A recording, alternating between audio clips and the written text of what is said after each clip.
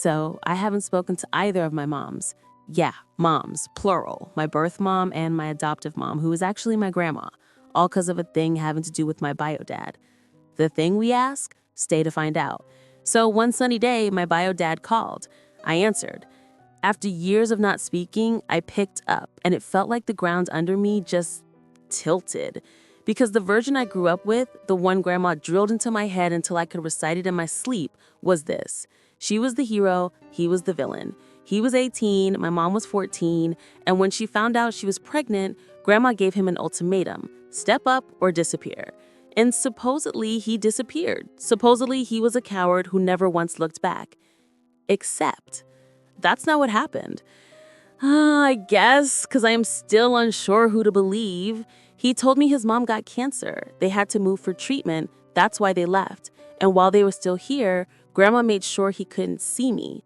Like, she actively intercepted, blocked visits, lied, staged fake, "oh, she's sick, you can't come over" moments. And the only times he actually did see me were when my grandfather, her husband, intervened behind her back. But then if my bio dad wanted to see me, he can, because I know how wild he can behave sometimes when he wants something. So him wanting to see me, why can't he also behave wild? And if that's true, if the whole deadbeat dad story was fabricated, then what else isn't true? Like, what about all the other stories? The ones about why I don't talk to certain relatives, why we moved houses 3 times in 5 years, why my mom didn't want me around. Suddenly, it's like my whole life cracked open. And I know you're probably thinking, okay, dramatic, but maybe it's just 2 sides of the same story, like both true in their own way. Except then I remembered something. My grandma has always been obsessed with controlling the narrative. Like the group chat thing. Oh my God, the group chat thing. There's a group chat, technically 3 because she keeps making new ones whenever a fight breaks out. She'll drop these long performative messages that sound like political statements. We as a family do not condone dishonesty. Or remember, blood loyalty comes before individual feelings. And everyone just reacts with hearts like it's gospel. Like they're scared to be the one person who says, "What the F does this mean?" When I didn't reply once, she straight up texted me separately, "Your silence will be remembered." Who even says that? But here's where it gets messy, because I thought my dad was just rewriting history to look better, right? Except then I found these old birthday cards in a shoebox from him, years I didn't even remember. Like his handwriting saying, "I hope we can spend next year together," and "I'm sorry you didn't get my gift, maybe next time." Cards I never saw. And suddenly I'm thinking, did grandma hide them? Did she throw away presents? But then my mom, my birth mom, she doesn't talk about any of this. She avoids it. Like I brought it up once, bad idea, and she went quiet, just stared at me and then changed the subject to whether I was eating enough protein. Like I'm supposed to believe she doesn't have an opinion about her entire life being rewritten? And then there's my boyfriend. I don't even know where to start with him. He does this thing where he love bombs me when I start pulling away. Like when I was crying about the whole dad not being a deadbeat revelation, he was suddenly super sweet, calling me beautiful, sending voice notes where he's whispering all soft like he's in a movie. "You're safe with me, baby. You're finally safe." But then literally the next day, he snapped at me for being obsessed with the past and said I was being dramatic because families exaggerate, it's not that deep. And then an hour later, he sent me a playlist called For My Forever. Like, what is that? Am I crazy or is that insane behavior? Oh, and he leaked one of my voice notes in his friend's group chat. I only found out because his friend's girlfriend DM'd me like, "Hey, just so you know, they played your crying voice note on speaker and everyone was awkwardly laughing until he told them to shut up." And I confronted him, and he said it was an accident, wrong chat. Except the message was literally captioned, "LMAO, listen to this." So why am I still here? I don't know. Sometimes I think it's because I've been trained my whole life to second guess myself. Like, is it gaslighting or am I losing it? Is it love or a really elaborate power trip? My friends say leave him, but then my grandma's voice echoes in my head. Loyalty is the measure of character, and I feel sick. Oh, and the weirdest part, I got added to a new group chat yesterday, but it wasn't grandma this time. It was my mom. She named it Truth Circle. The first message was, "Before you believe everything he says, ask yourself why he only came back now." And then my boyfriend joined the chat. Yeah, let that sink in. He was in the group. No explanation, no warning, just sitting there as my mom typed, "Some men never change." And grandma reacted with the heart. And then my boyfriend sent, "We'll talk about this later, babe." Like, excuse me? Since when is he in my family's group chat? And that's where I'm stuck right now. I don't know what's real. I don't know who is playing who. All I know is I feel like I'm losing my mind, and the only people telling me to calm down are the same ones who benefit from me staying confused. But also, I think I just noticed something in the screenshots. The group chat was made at 3:07 a.m., the same time he left my bed, and he told me he was just going to the kitchen. So after the whole Truth Circle group chat stunt, I thought maybe it was just some bizarre slip. Like, maybe my mom didn't realize she added my boyfriend in. But then I remembered. My mom doesn't even know how to mute her phone. She once asked me if cloud meant an actual cloud, so no way she accidentally added him. Which means she did it on purpose. And wow, that was the exact moment I realized I'm not just trapped in a messy family dynamic, I'm trapped in some kind of social chess game I didn't agree to play. Because what even is the logic of that? Why would my boyfriend be in a group chat called Truth Circle with my mom and grandma discussing whether my dad is a liar? Unless they've been talking behind my back. I brought it up to him. I tried to be casual, like, "Hey, so funny you were in that group chat, LOL. What's up with that?" And he gave me that look, the one where his eyes go cold and he smiles without actually smiling. "They just trust me more than you right now," he said. Like it was the most normal thing in the world. And then he kissed my forehead like I was a child. I didn't even know what to say. The next day, I got a calendar invite from my grandma. A calendar invite for my own boyfriend's birthday dinner at her house. Like, he didn't even tell me about it. The invite literally said, "Family celebration for our future son-in-law." And I don't know what's worse, that she called him that or that he RSVP'd yes before I even saw it. When I confronted him, he said, "Babe, you don't plan birthdays anyway. It's better this way." Better for who? But here's the thing. I went. Because what else was I supposed to do? If I didn't show up, I'd look insane. And oh my God, that dinner. Imagine walking into your grandma's house and realizing half the room is people you barely recognize, like distant cousins and family friends, all singing happy birthday to your boyfriend. He was glowing, basking in it. And every time I tried to talk to him, he brushed me off like, "Go mingle, babe, you're being clingy." Then came the speeches. Yes, actual speeches. My grandma toasted to him. "To the man who keeps our girl steady." Our girl. Like I'm not even my own person. I'm a baton being passed in a relay race.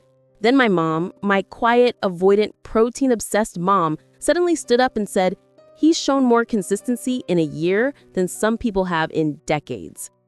Decades. Meaning my dad. She said it like a bullet fired across the table. Everyone clapped. And he just sat there smiling. I wanted to scream, but I didn't. I sat there in silence because what else could I do? And then, after the cake, my cousin pulled me aside, whispering like it was life or death. "Just so you know, your boyfriend's been DMing my friend." I froze. "What do you mean DMing?" She showed me screenshots. Him telling her friend, "You'd look so good in that dress if you were wearing it for me." When I confronted him outside, he didn't even flinch. She messaged me first. I was just being polite. Being polite? Who says that? And wow, as soon as the words left his mouth, my grandma appeared like she had materialized from the shadows. Relationships have temptations, darling. Don't throw away a good man for small mistakes. Small mistakes. He kissed me on the temple right in front of her like sealing the deal, and she smiled like the Pope blessing a union. I felt sick. Later that night, I checked his phone.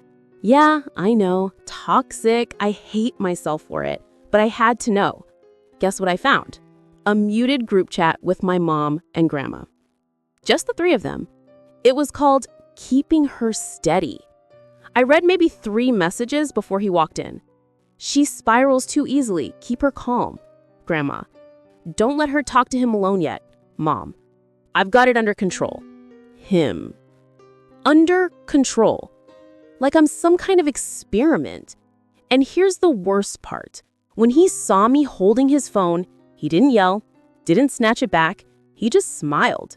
"Now you know," he said. Like it was supposed to be reassuring. I haven't slept properly since. Because if they're all aligned, if they've all been working together, then who do I even trust? My dad? The supposed deadbeat? He sent me another message last night. Be careful who you let in your head. But how do I know he's not just another layer of manipulation? And then this morning, oh my God, I woke up to a voice note from my boyfriend. 47 seconds. I'll transcribe it. "Babe, I know you've been reading into things that don't matter. I need you to breathe. Just remember, we're the stable ones here. We've always been the stable ones. Let them spiral. Let them fight. You and me, we're unshakable.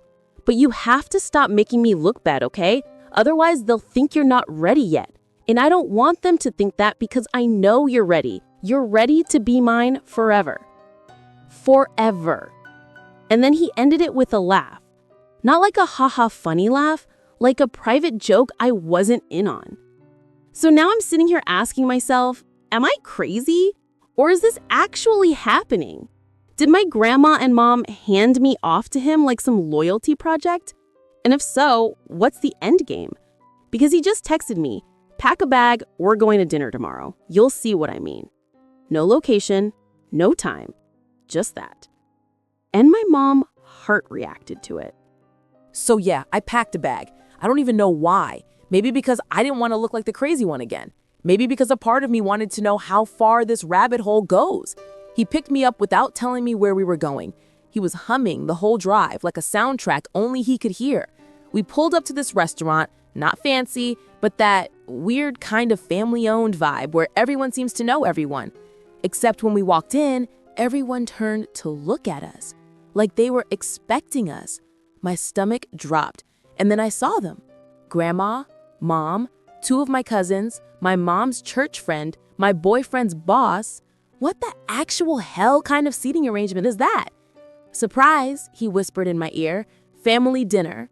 But it wasn't a dinner, it was a presentation. My grandma stood up the second I sat down, raised her glass to the future. My mom followed, to stability. And then my boyfriend, oh God. He cleared his throat like he was giving a TED Talk to the woman who grounds me, the woman I can't wait to spend forever with. And then he pulled out a ring in the middle of the restaurant with everyone watching. Wow, I blacked out for a second. The clapping, the smiling, the way grandma grabbed my hand and practically shoved it forward. "Say yes, darling, don't be shy." But I didn't say yes. I didn't say anything. I just stared at him. And for the first time, I saw it. The way his smile didn't reach his eyes. The way my mom was already nodding for me like she was answering on my behalf. And then my cousin, the one who warned me about the DMs, leaned in and whispered, "Check under the table." I looked. His phone, unlocked, open to a group chat. "She'll say yes, don't worry. If she hesitates, remind her what's at stake. Already handled. She won't embarrass me." Handled. That was the word. Handled. Like I'm not even a person, just a problem to manage. My hand started shaking. I dropped my fork, and suddenly the whole table went silent, like they were all waiting to see what I'd do. And that's when my dad walked in. Yeah, my bio dad, the supposed deadbeat, the ghost of family legend. He just walked into the restaurant like he belonged there. And the look on grandma's face, pure panic. "You don't get to be here," she hissed, but he ignored her, came straight to me. "You don't have to do this," he said. And wow, time froze. My mom stood up, shaking her head. "Don't listen to him. He ruins everything." My boyfriend slammed his hand on the table. "Babe, look at me, not him, me." And I just sat there, silent, because suddenly everything made sense. The truth circle, the loyalty tests, the keeping her steady chat. It wasn't about me at all. It was about keeping the story straight, keeping me pliable, keeping me in place. They didn't care who I loved. They cared about who controlled me. Grandma snapped her fingers at me, snapped, like I was a dog. "Answer him, now!" And something in me just broke. I laughed, not a normal laugh, a cracked, shaky laugh that made half the table flinch. "You're all insane," I said, and then I stood up. My boyfriend tried to grab my wrist, but I pulled back so hard he almost fell, "Don't touch me," I said, louder than I meant to. The whole restaurant was staring. "Babe, don't call me that." My mom's face crumpled. Grandma's eyes went cold. And my dad, he just nodded, like he knew this moment was coming. I walked out. But here's the thing. When I got home, my phone was blowing up. Screenshots, missed calls, voicemails, the group chats were chaos. In one, Grandma wrote, "She's having an episode. Don't believe anything she says." In another, my boyfriend sent, "She'll come back. She always does." And then, a private DM from my mom. "Don't think you've won. You'll see what happens when you pick the wrong side." Wow. My blood went cold because I realized something. This isn't over. It never was. I thought walking out would be the end, like in movies. Girl says no, storms off, cue freedom montage. Except real life doesn't cut to black. It just keeps going, and the mess follows you home. Because the second I shut my apartment door, my phone lit up like a slot machine. Dozens of notifications, every dap, every chat, every family. And it wasn't just noise, it was strategy. The digital wreckage. Source, message or note. Impact on me. Grandma, family chat 5. She's having another episode. Everyone ignore until she calms down. She was rewriting my exit in real time. Episode equals easy dismissal. Boyfriend, muted group keeping her steady. Don't panic, she'll come crawling back. She always does. Not love, not fear, ownership, like he was updating investors. Mom, private DM, don't think you've won. You'll see what happens when you pick the wrong side. Not maternal, not protective, pure threat. Dad, SMS, proud of you. Keep the phone close. Don't believe everything you read. Comforting or another script? Why keep the phone close? Who talks like that? Boyfriend voice note, 12 seconds. You embarrass me, but I forgive you. I'll pick you up tomorrow. Forgive me? Like I was the one who betrayed him? I couldn't breathe. It felt like every message was another hand grabbing me by the throat. So I did the one thing I promised myself I wouldn't do. I opened the archive. Old screenshots, deleted chats, forgotten voicemails. I'd saved them all, thinking maybe one day I'd need them. And here I was, scrolling through like a detective in my own life. And suddenly, patterns. Grandma always uses episode right before big family events, like it's her favorite alibi. Mom's threats always come when someone else, a boyfriend, a cousin, whoever, starts showing too much influence over me. And him, the boyfriend, he alternates. Love bomb, belittle, always in cycles of 3 days. I counted. None of it was random. The dinner fallout, screenshots, quote, decoded meaning. Cousin's text, "You weren't supposed to see under the table. Be careful." She knew it. She's caught in this too. Boyfriend's boss. Why is his boss in this at all? Mom to grandma. Tell her to pull it together. She made a scene. Dangerous. The word still makes me shake. So now I'm asking myself, dangerous for who? Me or them? Because suddenly I can't shake this thought. What if the entire performance, the dinner, the proposal, all of it, wasn't even about marriage? What if it was about securing control, sealing the story so I couldn't escape? And by walking out, I didn't just embarrass them, I broke it. Which means I've become the liability. Last night, I didn't sleep. I sat in the dark, phone in my lap, listening to every creak in the hallway. At 3:07 a.m., the same cursed time, I got an email. No subject line, no sender, just a sentence. You were never supposed to see the truth.